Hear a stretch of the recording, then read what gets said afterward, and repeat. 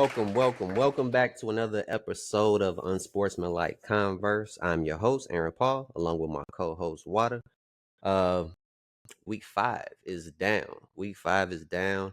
Uh, Speaking of 5, that number is going to mean a lot more later on in this podcast. But we got a lot to talk about in the NFC North. We did have one team on the bye, the Detroit Lions, but had some good games elsewhere.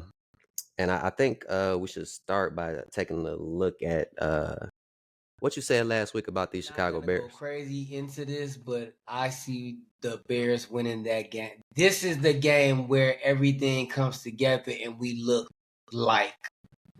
This is the game that's gonna make Chicago go crazy. Like we going to the Super Bowl and we want the Bears. You know what I'm saying? Because I predict this to be like a bad beating for belt to ass for us against them. Like at least like for at least double digit win. You know what I'm saying? Caleb throw for over 300, 3 touchdowns. Defense get like 3 picks, something like that. So I predict this to be like bloody and gory. Yeah, man. We motherfuckers. I told everybody, man, this was the game I expected, like dominance. I expected like all these numbers to look good. You know what I'm saying? From Caleb, from one of the wide receivers to break out, if not all of them, and the offensive line to finally like start. And I mean, I ain't Nostradamus, but you know what I'm saying? I ain't no crystal balls laying around here. But I think we was on point with that prediction, man. It was wire to wire type. I mean, I actually think they scored the first touchdown. Chubb got a run in on us, but that was their one and only highlight of the entire day. Like it was domination from start to finish. Yeah, I thought Andy Dalton definitely underperformed. I like you said, Andy ain't certain quarterbacks, but he normally can put together a solid game. He wasn't really going upfield against you guys much. It was a lot of very short underneath dinking and dunking. I don't know if that's due to what you guys were giving him. It's Yeah, a part of that that I'm gonna explain later. Okay. I'll start with the offensive line. And Shane Waldron. Easily the best game he called this season. Play wise. And easily the best the offensive line is blocked all season. Then that goes running and passing. More specifically passing though. Tevin Jenkins got injured again, unfortunately. But everybody else who played was solid. Our ends was solid. I think we only gave up like 1 sack.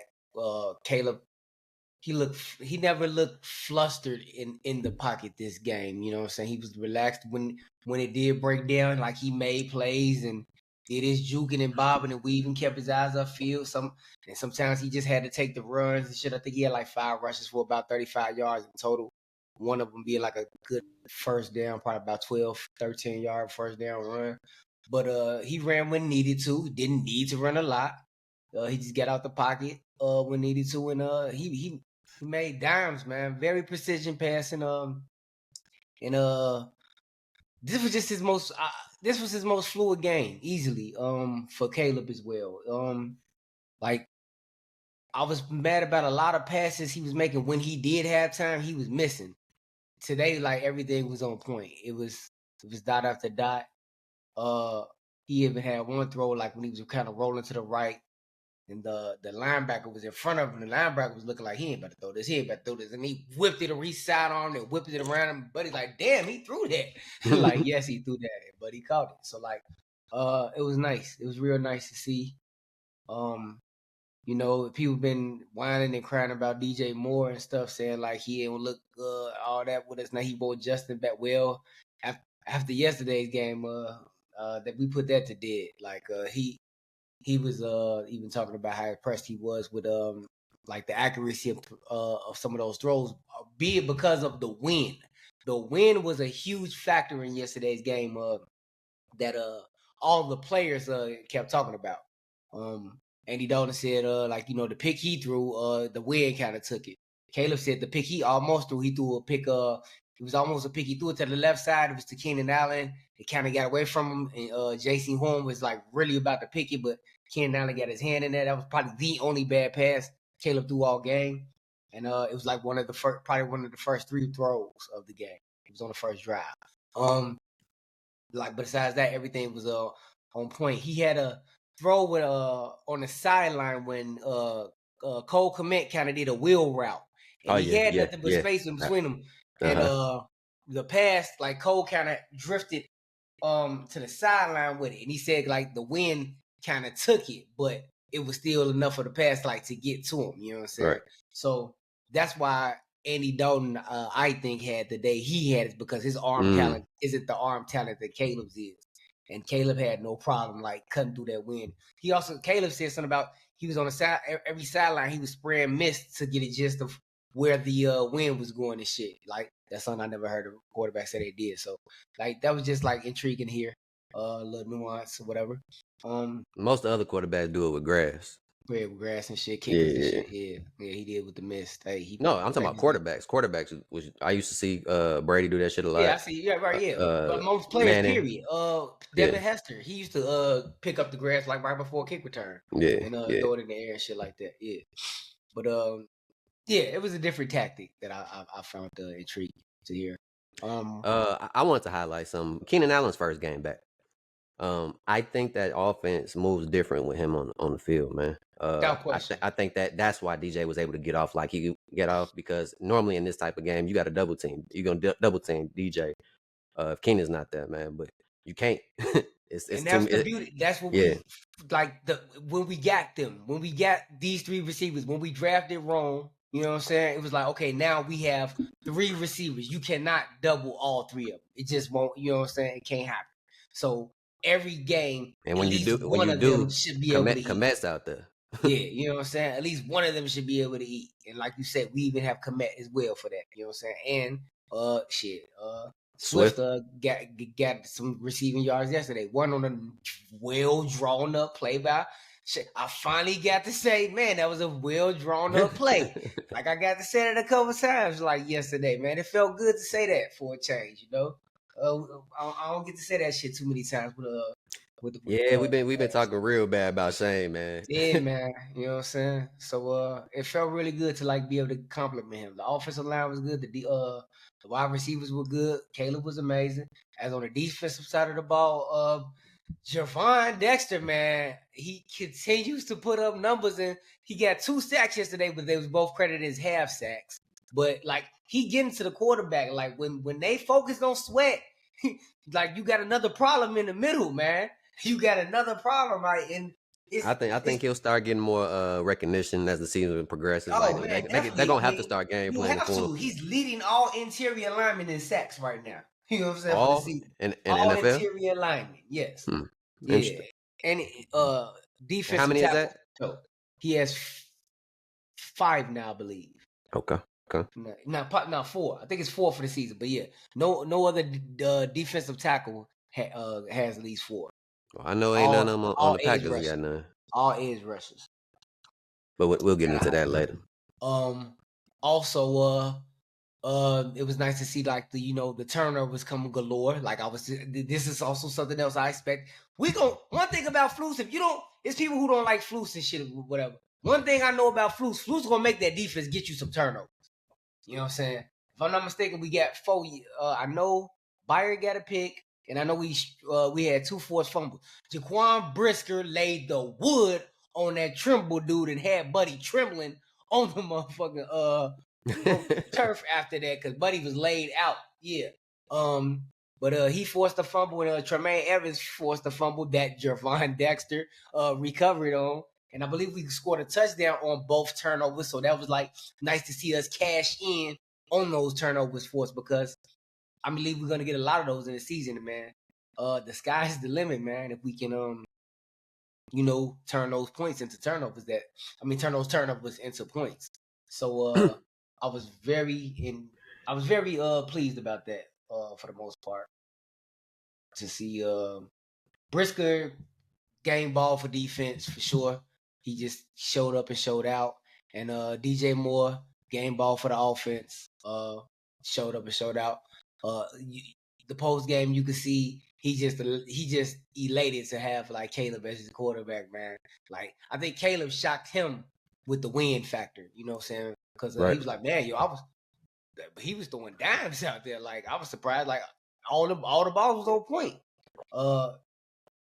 DJ, just reminded me why I feel he's a top 10 wide receiver.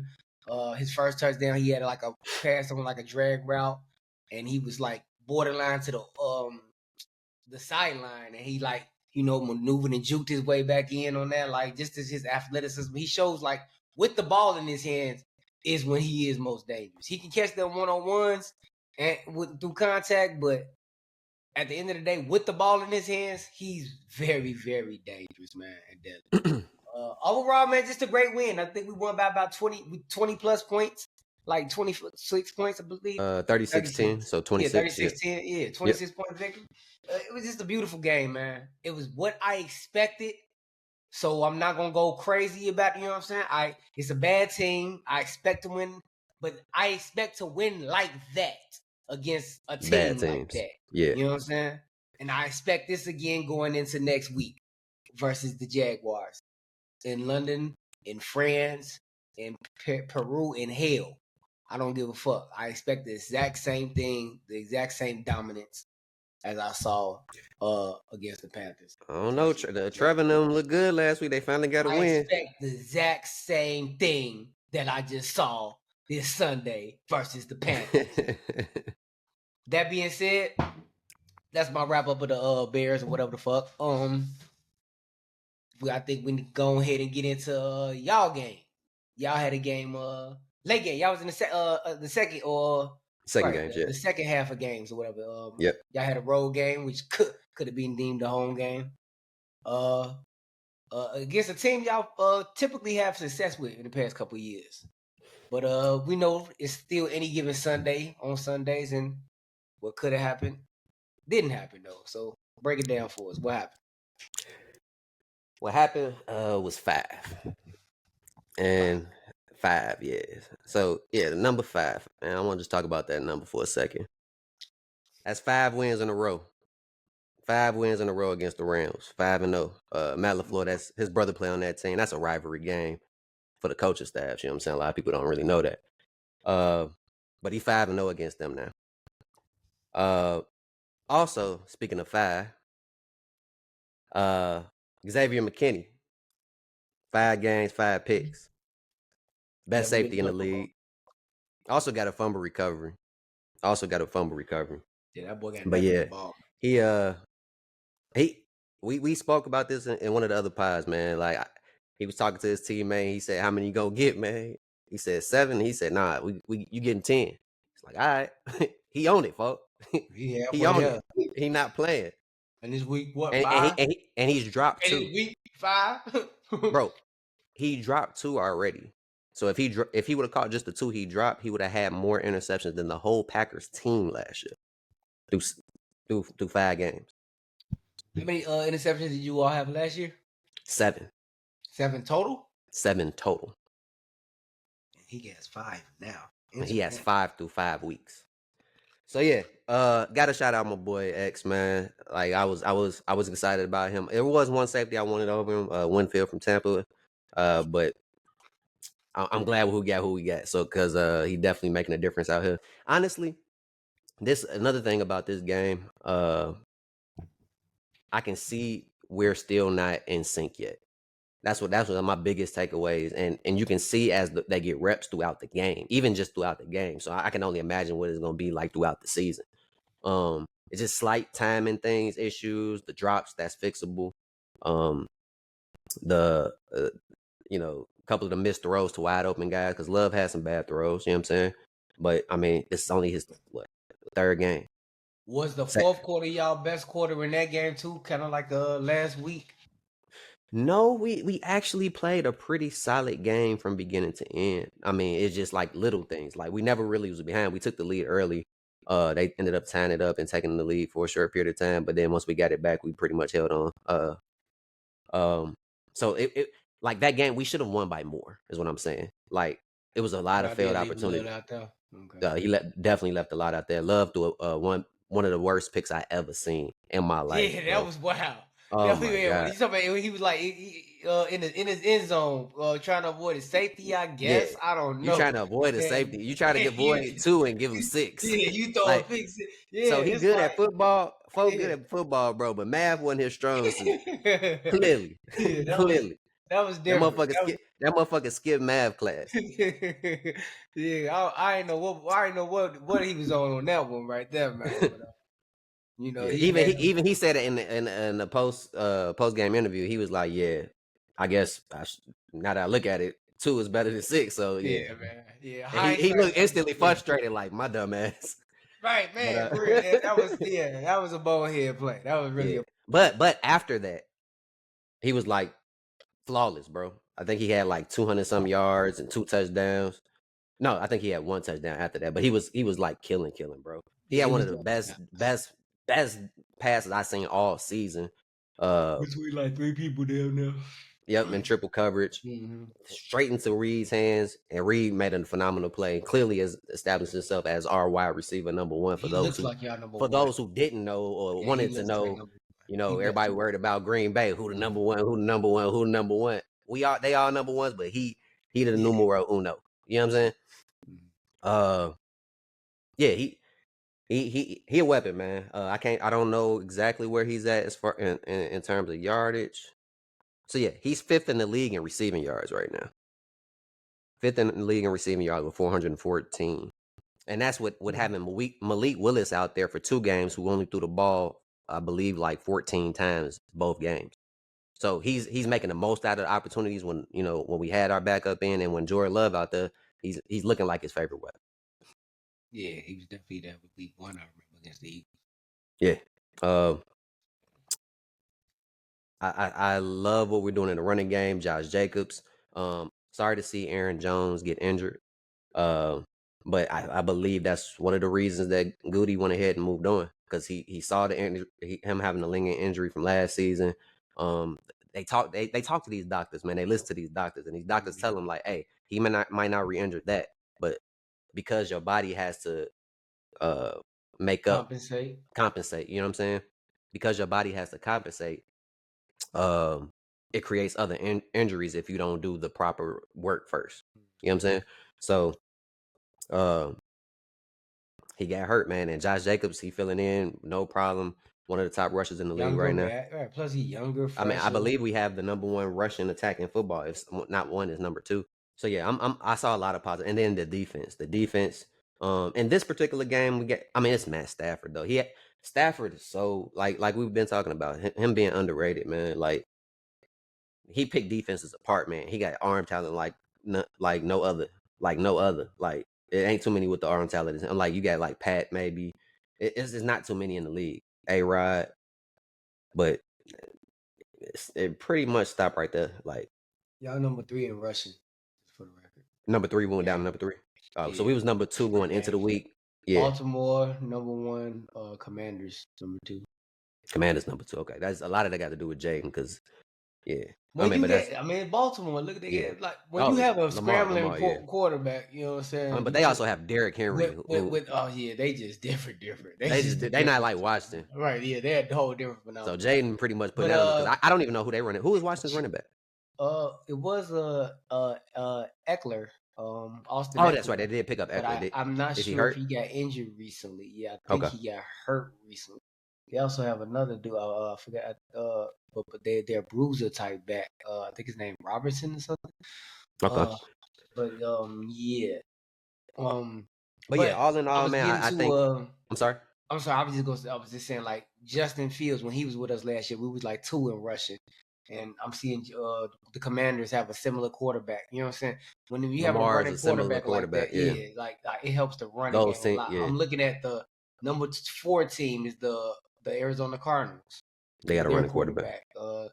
Number And 5 team is ours is Philadelphia. boosted. Look at Hurts. Ours is boosted at this point, and that's probably why we're going to continue to decrease a little bit, just to average it out, because those 2 weeks we had Malik. Malik with And so Malik was y'all getting a probably lot of fall rushing back. yards. Yeah. Y'all gonna stay in the Like, top Love 10. will run a little bit, but Yeah. he's not gonna put up Malik. Y'all Like, we stay, do that. y'all gonna stay in the top 10 though. From looking at these teams, y'all gonna stay in the top 10. Yeah, because Josh Jacobs gonna only get better as the season go. Mm-hmm. Yeah, he one of Uh, them. Yeah, he one of those types. I really wish we had Lloyd out there, man. I hate that he got hurt, but he'll be ready next year.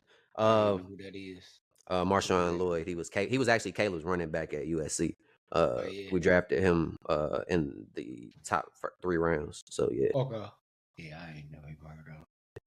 Oh, he nice. He nice. But anyway, About was oh yeah, Xavier. I know something I have to talk about. Uh, so yeah, man, our pass rush, bro. That was one of the things I was most proud coming into the season. Like I just knew that we had the best pass rush in the NFC North. Like, um, yes, the Lions had looked good on paper, but I felt like we had the best pass rush, especially with Danielle Hunter leaving for the Vikings. Like Mm-hmm. I felt like top to bottom, and we had the depth. Like we got so many pass rushes, bro. Like that's really making noise. You know what I'm saying? With a lot of Mm-hmm. talent, a lot of talent. So, but we ain't getting to no quarterback. We got to one quarter. What's Buddy name? Will Levis. We got to Will Levis. We fucked Buddy up. We Yeah, fucked y'all had Buddy like up. seven, We eight had sacks against him. 8 sacks on it. Right. Yeah. Outside of that game, man, like at first I was saying, okay, it's because, the first 2 games, quarterback's more athletic. So maybe they just didn't want to get him to get out the pocket, did more of a contain, you know what I'm saying? I get that. That makes sense. So you get somebody who don't move as much, then that's when send them blitzes through, whatever. Bro, like all y'all was talking about in the offseason, Mo blitzing, Mo blitzing. I think what happened was that first game against Philly, we tried to blitz a little bit, and real quick, because of the talent of AJ and Devante, like the coaches saw that they wasn't ready for all that man that they wanted to run. You know what I'm saying? So they had to make an adjustment. So we run a lot more zone uh since then than I had expected. And I think I don't know where we at in blitz percentage, but we got to get that up. We got to get that up. I think Carl Brooks got a sack. I think Quay Walker got a sack. Edgerton Cooper, that linebacker, man, that rookie a dog. Yeah, that rookie. Yeah, he That had a rookie nice a little sack. dog. I saw. Yeah. Yeah, he. Yeah, yeah. Uh, and then Javon Bullard making play. Oh, another rookie we had, Evan Williams. He made some clutch third and fourth down stops. Safety. He's a safety. Uh, I'm talking about clutch stops in the end zone, fourth down. Matt Stafford back in the end zone. He got away with a little hold. I'm a realist, bro. Like I ain't gonna say that everything is perfect. We got away with one, but sometimes you get away with one. You know what I'm saying? Yeah, It be just be like what that it be shit. because like It happened shit, on the other side too. it can It happen. can happen on Exactly. the You other gotta take side it too. when it happened. It happened. Speaking of But the other side, I remember you said something about y'all tight end had a good game. Tucker Craft, yeah. So yeah, me and you had spoke early, and I thought Musgrave was gonna be the tight end of the Packers. They were both drafted the same year. Musgrave being drafted first. But Tucker Craft, man, he turned it into a weapon, and not just in the passing game, which he did have an amazing game in through the air, but in the running game, not as a actual rusher, but as far as blocking, like Block. yeah, I think he's one of the better blocking tight ends in the league. Oh, Like, so he'll be on some Greg Kittle type, George yeah, Kittle type shit. yeah, yeah. And then he just relentless, man. He don't stop once he start moving, bro. He moving, and he be taking some big hits because, like we talked about, when the target bigger, they got to bring it. They got to bring it, and they see that now. So, yeah, Tucker Craft definitely turned out to be a weapon.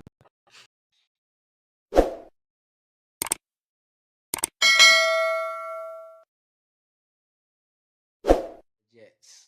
Vikings and the Jets. Vikings Vikings played and the the Jets. Jets. Yeah. That was a morning game, a London game. The same type of game that we're gonna have next week. So that was when you had to. You was probably just getting up, wiping the crust out your eye, watching that one. Most people are probably doing that, but me, I'm a truck driver, man. I was coming in listening to it on the radio. No, okay. They play in London, man. Aaron Rodgers, man, he didn't met the Vikings a lot, man. A lot, done very well against them. So I know this game is meaningful. You got to see one of his old friends out there, Aaron Jones. Both of them on different teams now, so I know that's a lot of fun for them to see each other reunite a little bit. Because he said that's literally his, like, one of his favorite teammates all the time, and that seems to be whatever the consensus around the every team that he's played for. You know what I'm saying? Like he one of them type of teammates. But yeah, man, this game showed me a couple things. First, since it's an NFC North podcast, I'm gonna talk about these Vikings. Kevin O'Connell, man, amazing, bro. Like amazing. Buddy know how to dial up some plays, He man. dialing them up.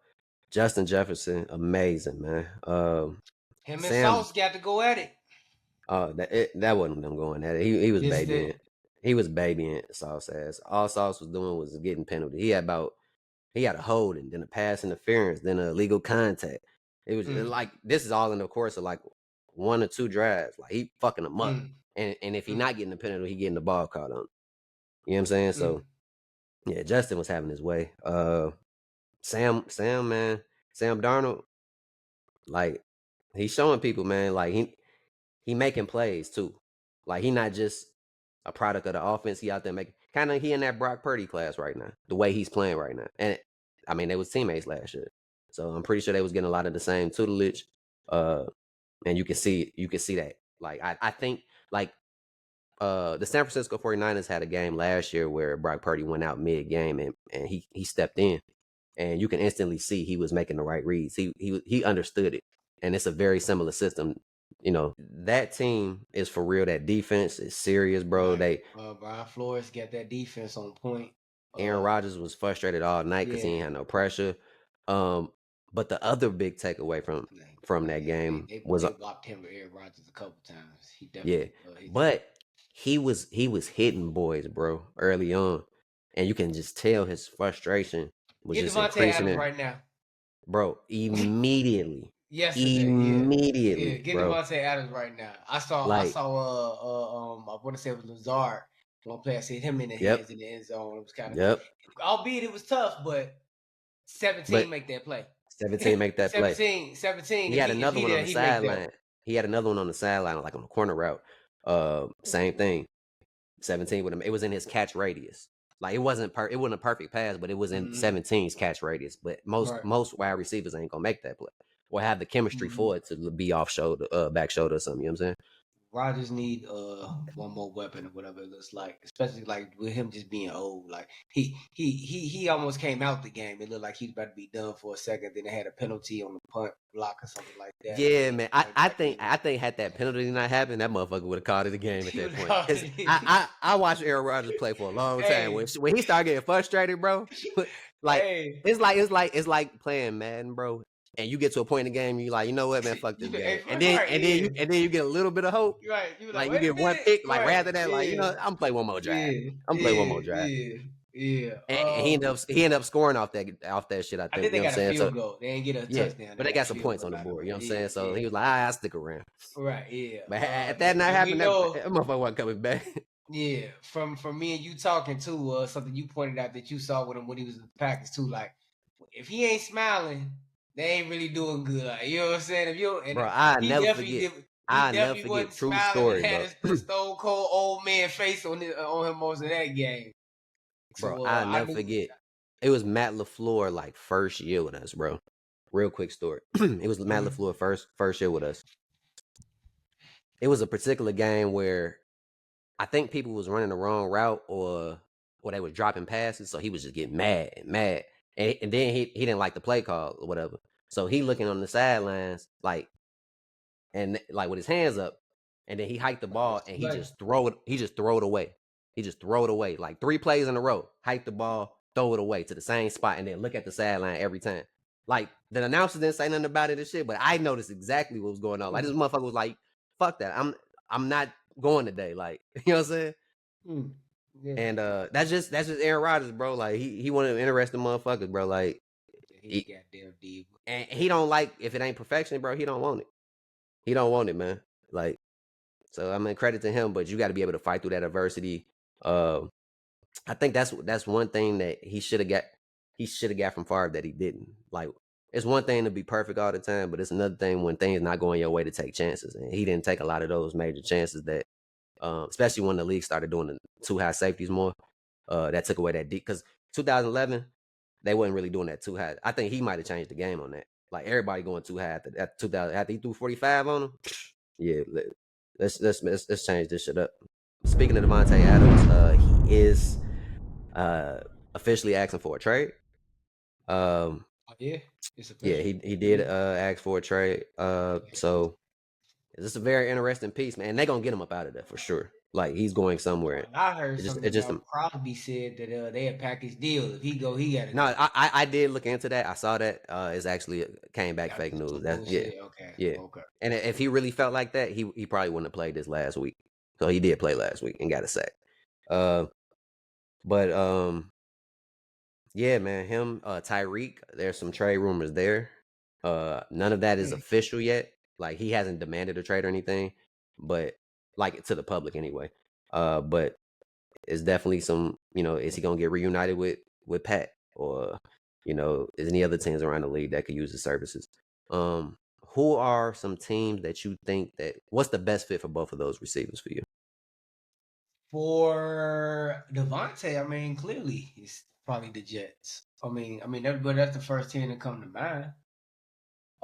Naturally, But yeah. because chemistry takes Uh, time, and but then, man, I mean, at the same time, man, it's a chance to play with Patrick Mahomes, bro. If he can get that, like, you know what I'm saying? oh, he Especially. not going, to Kansas City, bro. You think they Oh, gonna right. trade him I'm in tweaking. That's the division? Raiders. Right. You're right. You're right. Come It's the on, man. Raiders. My bad. My bad. My bad. That's Thanks not for happening. correcting me. Yeah, yeah. Thanks for correcting me on that quick. That was just dumb as Yeah, hell for saying the shit. Um, we gotta deal with this nigga 5 more years like this. yeah, they would never. Yeah, that would be dumb as shit. Trying to think. The Rams could I'm gonna probably. tell you who. I'm gonna tell you who I think for 17. That's an interesting one. The Bills. The Bills, definitely. Yeah, the Bills. I mean, Him and Keon, and then Shakur in the slot. That's nice. I think yeah. I mean, like Josh yeah. a playmaker, I but you guess could Josh tell do he need. Yeah, probably need Josh one do more need one weapon. more per year Yeah, because they look good at first, but now they look good at first, and he look but we amazing saw him still. against a But that top team. yeah, when you see him against right, Yeah, they just played the Texans, who a team that I said could be in the AFC Championship with preseason. You know what I'm saying? And Baltimore, another team who gonna look very much like they gonna be in the AFC they'll be in the AFC Championship. Championship. Yeah, So it'll probably be them in KC again. I wouldn't be surprised. yeah. Unless Joe Burrow pull off some magic late in the I year. feel I get the Texans over the Bengals, but that's all to be continued and remains to be seen. But yeah, definitely What about Tyreek outside of Pat? Anybody outside of Pat? Because obviously we anywhere he talked go, about chemistry and anywhere arm he talent. go is gonna be it works. Listen, Anywhere he goes, it's funny you say anywhere that. he goes works. It's funny you say that because I've been a big advocate that the Packers don't need no true, like I ain't gonna say true number one, but no outside number one like Devante Adams or anybody. I didn't want nobody else when Stephon Diggs was available I or don't even whatever. see y'all looking this way, so I don't even. But Tyreek might be the exception to that Y'all, rule. y'all ain't even gonna look his way. I don't even see y'all looking his way. It's like that's not even gonna happen. I doubt that. All right. Yeah, man. The Chiefs are probably the Chiefs try to get some one of them or whatever. I can see where they can't get Devontae. Um, Commanders looking like they good. Why mess with something that's working and stuff? I don't know. I don't know. The Steelers maybe. The Steelers need somebody to help. I think both of those players will want to play with a good quarterback. Yeah. Yeah. Buffalo probably end up being Because at this point, both of those are playing. Those are legacy players. Like everybody ain't playing for legacy. A lot of these motherfuckers playing for a check. These legacy. I mean, they playing for the check both of too. them Don't get probably it playing twisted. for that ring. Yeah, yeah. Both of them playing for that That's ring. part of legacy. You know what I'm Yeah, saying? yeah. Both of them playing for And that that ring. was a big reason why Devontae I mean, Adams even though left because Tyreek got one, but I'm seeing Patton and win what 2 without him. I'm right. pretty sure he won another. Yeah. Any other games around the league? Bengals Ravens had a great game. Winning the overtime. It was a hell of a game. A lot of back and forth. Like Joe Burrow was lighting it up. Chase was doing his thing. Higgins did his thing. Yeah, the Man, stats in that game was crazy. I'm not. one of the filthiest plays. Lamar had a fumble. Fumbled the snap, picked it up. Herbert was about to sack him. He still farms the man. Still stays the bam. Shimmies to the right. right before he go out of bounds, he throw the ball up and likely come out of nowhere and just snatch it. I'm like, this dude is... Those type of plays help shift the gravity towards Lamar when it comes to these MVP talks too. Like, you know what I'm saying? It'd be like those highlight plays. It'd be like, you just can't help. You'd be like, man, Joe, this is he'll have one of those plays like I've never seen no shit like this in my life. Yeah, man, bro. Like every 2 or 3 games, like those probably plays, once a game, actually. Those type of play, it's just like fuck numbers, fuck. You know what I'm saying? It could be a 2-yard pass, but all he just did for that 2-yard pass, it was spectacular. It was the most amazing 2-yard pass I ever seen, type thing. But like, yeah, that touchdown pass was way more than 2 yards. But I'm just saying, he just has that wow factor that, and that sways people's opinions come vote time when it comes for these MVP votes and shit. Like, so that's why if you look at just straight numbers, sometimes you might be like, Lamar, why did he win MVP? Look at the highlights with it, you be like, yeah, damn, yeah, that dude look like the best man on the field. But yeah, he ended up fumbling the snap again. Bengals recovered it in overtime. Looked like that game was over with. Bengals ended up having a chance to win with a field goal, and it wasn't solely on the kicker. The placeholder dropped the ball right in the middle of the kick, so it kind of like slowed Buddy kick up. And when he pulled it up, Buddy kicked the ball, went far left. Then Baltimore had a chance again. I believe they gave it to Henry. Henry about ran it in, almost ended the game. They caught him at the 1-yard line, and they didn't waste no time. They kicked that field goal immediately on 1st and goal. Well, Justin Tucker. So that was a very fun game to watch. Overall, it was an entertaining game. It was a competitive game, and it was from the division that I think is the second best division in football and the best division in that conference, the AFC North. Yeah, real quick note about the best division in football right now. NFC North is the only division in football with every team above 500. So clearly the best division in football, like we stated in episode 1. One of the game I wanted to talk about before we got out of here, San Francisco, Arizona. That's a division game in itself, but I know it's a certain team that you said something about. Yeah, man. I told y'all, man, I live in Arizona, man. I be hearing things, I be seeing things.